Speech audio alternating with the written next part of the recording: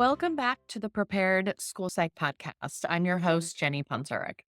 Today is a special episode as it marks 1 year since the beginning of the podcast. A year ago, I had no idea what would happen with this podcast. Would anyone actually listen? Would the content land with the audience? I have been pleasantly surprised each week that the podcast is gathering more listeners and that people are coming back each week to listen to the content. Thank you to all of my loyal listeners. After over 50 episodes of this podcast, I realized that I never had an episode talking about my background and my journey as a school psych. Like so many of you listeners, I had never even heard of the field of school psychology when I was in high school or even my first couple of years of undergrad. I heard about this amazing field when I took a personality assessment course. The moment I heard about a field that merged two of my favorite topics, school and psychology, I was completely hooked. Prior to this, I had thought about becoming a teacher and I had thought about becoming a therapist. Now I could do a little bit of both in one cool career. This wonderful field of school psychology and special education in general allows me to fulfill one of my main purposes in life to help students that struggle with school. Now, I did not struggle in school personally much growing up. School actually came fairly easily for me, but I realized that it didn't provide the same comfort and confidence to everyone around me. I wanted others to find the joy in learning new things and experience success in the many, many years that are spent inside a school building. Like so many of you, I had some amazing experiences during graduate school. I had great placements for my practicum experiences as well as my internship. And then I got my first job as a school psych in a district within Southern California that I had not previously worked in. I remember my first day like it was yesterday. One of the many colleagues I was introduced to was a school psych that had worked in the district as a school psych longer than I had been alive. Yeah, I was in my early 20s, and here was a psych who had worked in the district for almost 30 years. And I remember being surprised by my internal reaction because I knew instantly that I didn't want to be a psychologist for that long. I had just started, but already knew that there were some other things out there for me. Now, my first years as a school psych were a whirlwind. I was assigned 3 elementary schools and was desperate to juggle assessments and counseling and consultation. Oh, and crises and everything else thrown at me. I was constantly keeping my head above water and waiting for that moment where I would feel caught up. By the way, that feeling has never happened. Now, after completing my first few years, I got the opportunity to supervise practicum students and interns. If you ever wonder why you make certain decisions, definitely get an intern. That is their favorite question, as it should be. Why did you do that at this meeting, but not at the last meeting? Why did you say yes to eligibility for special education this time, but not last time? I don't know about you, but there is something about hitting the 5 year mark in our field, a time when you might be thinking, do I continue or is another path right for me? I remember that 5 year mark. I remember who was my intern that year. Shout out to Amy. I remember wondering how else I could help students. Being a school psych was hard, amazing, but hard. I remember looking at hotjobs.com. Yes, this is going to date me.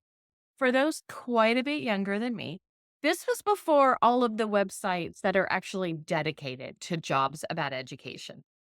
So I remember looking for other job opportunities on hotjobs.com for someone who has a school site credential.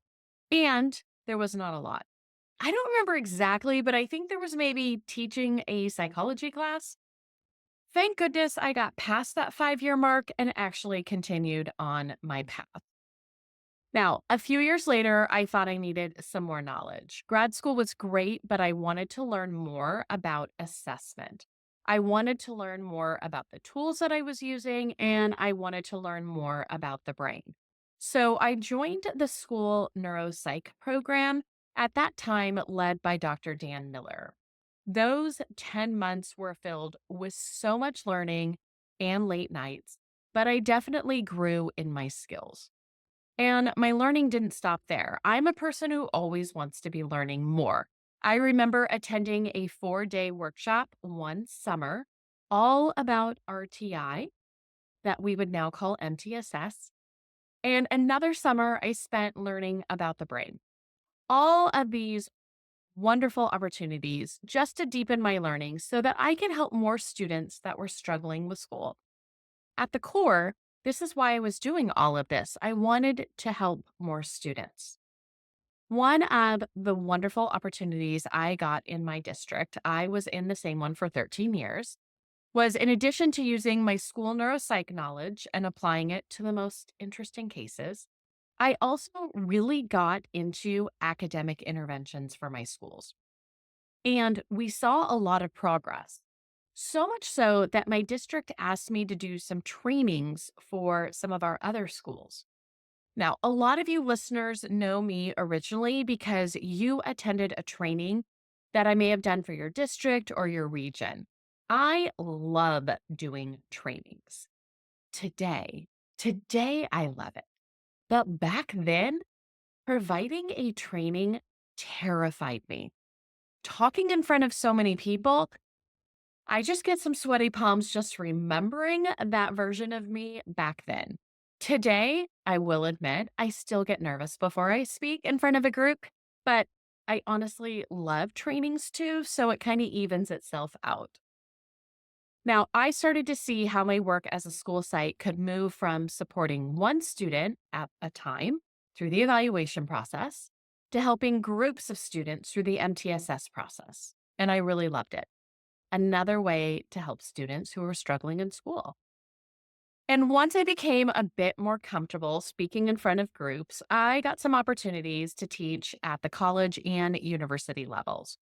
Over a few years, I got to teach intro to psychology, abnormal psychology, classes about special education for those going in the teaching profession, and even some classes in school psych programs, including program evaluation and consultation. After about 10 years of working as a school psych, still assigned to a school, although one at this point instead of three, while also using my school neuropsych skills on interesting cases, preschool through high school, and helping with MTSS where I could, I thought I wanted to expand my reach even more. How can I help support more kids that are struggling with school, but on a larger scale? So I had my eye for a district position or perhaps a position at the county office or at a SELPA. For my friends outside of California, SELPA stands for Special Education Local Plan Area and is similar to regional support for special education for its member districts. So many of us get into this wonderful field of special education to help students and their families. There tends to be some similar themes in our purposes and also some specifics as to why we personally devote our time to this very impressive field. And I think there's so many ways that we can live our purpose. I am calling this podcast episode, Is Your Ladder Leaning Against the Right Wall? Because I think of our purposes, life purposes, work purposes, however you want to think about it, as a ladder that we can prop up against different walls.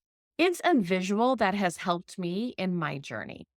I have the same purpose that I'm always hanging out with for a couple decades at this point, and there are so many ways to live that purpose.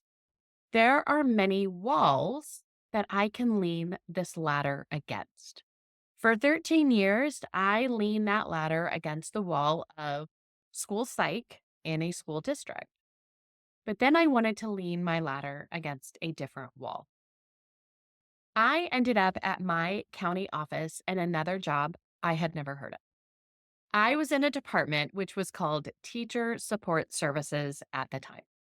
I helped support my county's special education teachers in finishing their credential process. At that time, it was called the BITSA program, and today it is typically referred to as induction.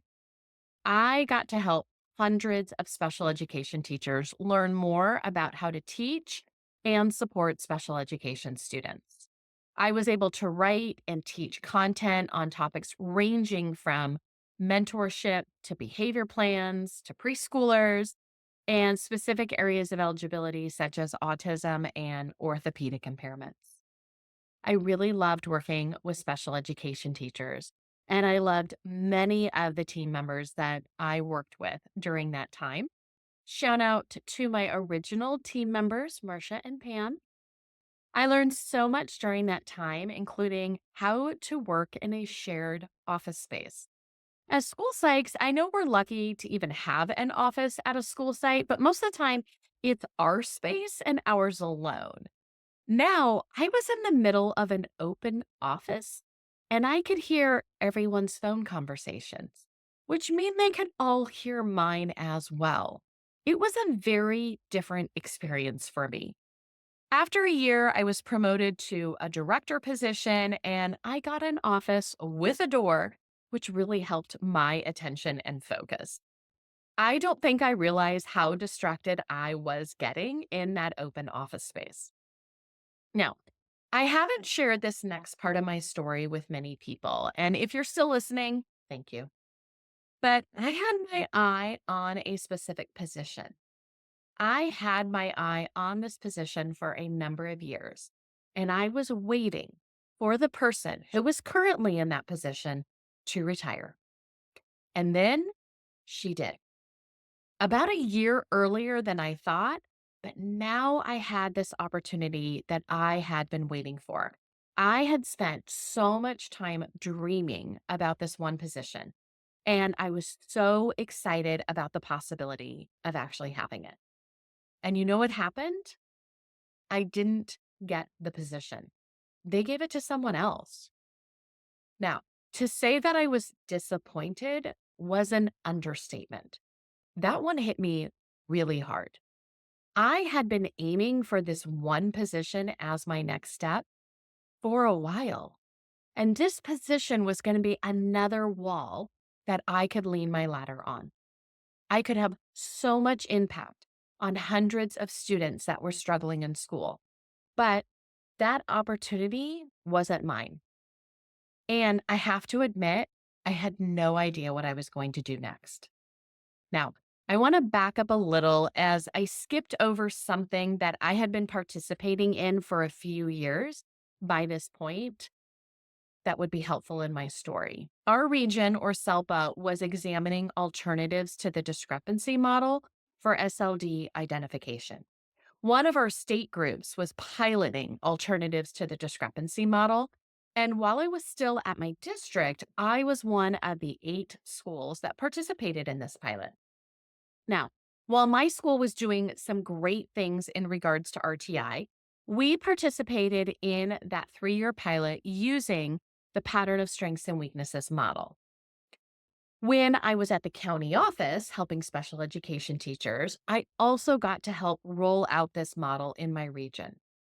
After our state regulation language, fondly referred to as California Education Code, was updated way back in 2014, our area started doing a lot of trainings on this alternative to the discrepancy model. And I got to be a part of it, which I really love. On my non contract days, working to help support special education teachers, I was also providing trainings on the topic of patterns of strengths and weaknesses to other districts in my state. Thanks for an amazing opportunity provided to me by Mary, who I am eternally grateful to. So here I am. I didn't get the job I wanted, but I was actually really loving doing these trainings for school districts. And there came a point when I was being asked to do these other trainings so often that I had run out of non contract days on which I could do them. I was at a really interesting place. I either needed to change my full time position to one that allowed me to do more trainings, or I would have to start saying no to these training opportunities. I spent a few months thinking about my next step and I came to a decision. I would leave my position at the county and I would work for myself. I would provide trainings around the state. Scary? Absolutely. Exciting? Yes, to that one as well. And it's really weird how both of these emotions, being really scared and excited, can feel very similar inside our bodies. So in January 2016, 9 years ago, as I'm recording this episode, I started my own business. I had no idea what I was doing other than I got to create my own schedule and do what I loved. And I got to help students that were struggling in school, a new wall to lean this ladder against. Those first months and years as a business owner were terrifying and exciting. I learned so much how to do things as a business owner and how not to do things. I remember before I learned about QuickBooks, instead, I was sending my accountant my financial information on a Microsoft Word document. He was not very impressed with me. The first people who helped me out in my business were family members and close friends. They helped me get into QuickBooks and help manage some administrative tasks. Fast forward to today, and there is no way I could run everything that I get to do today without all of the support that I have from my many team members. From supporting marketing to planning out projects to adding to our content, each one of them is so invaluable. So today, I'm a person who has a podcast. I have 2 online platforms where I get to help support school psychologists, PSW Monthly and the Prepared School Psych community. And I get to support hundreds of school psychologists this way. Psychs come up to me and they share that one of the summer boot camps that I've put on in the last couple of years was so helpful when they were starting out in this field. I continue to present on the topic of learning disabilities, but I also get to talk about report writing, evaluating English learners, dyslexia, and so many other topics. I even get to provide support in 2 different psych communities of practices this year. But back in January 2016, I didn't have all of that. I had in person trainings on one topic. So, how did it grow? Literally one small step at a time based on what was needed from our field. Now, do I still help students who struggle with school? Absolutely. I have a small private practice and I do some evaluations here and there throughout the school year. I also support overflow assessments for some school districts. I still get to mentor new hires for some school districts. I get to provide report feedback and one of my favorite things, talk through cases. 9 years ago, I didn't think any of this would be on my future bingo card, but I love each aspect of what I get to do today. And I'm so excited about what my team and I are working on for the upcoming year as well. There are so many ways to live your purpose. So many walls exist against which you can lean your ladder. In upcoming podcast episodes, we're going to dive a bit deeper into this topic. The topic of different ways to live that purpose, different ways to support students that struggle in school. As always, I want to thank you for listening, and I want to thank you for being part of this community. I am excited that we got to the 1-year anniversary mark and am excited to see how many years we're going to continue. Until then, thank you to all of you listeners, and I hope you all have a great rest of your day. That concludes another episode of the Prepared School Psych Podcast, and I hope today's discussion equipped you not just with knowledge, but also the confidence to take action. Remember, every conversation we have and every resource we share builds a bridge towards a more inclusive and empowering learning landscape for our students. If you enjoyed this episode, be sure to subscribe to the podcast for more insightful conversations and resources to support your journey. Share this podcast with colleagues. We would love it if you would also rate and review the podcast. Thank you for tuning in.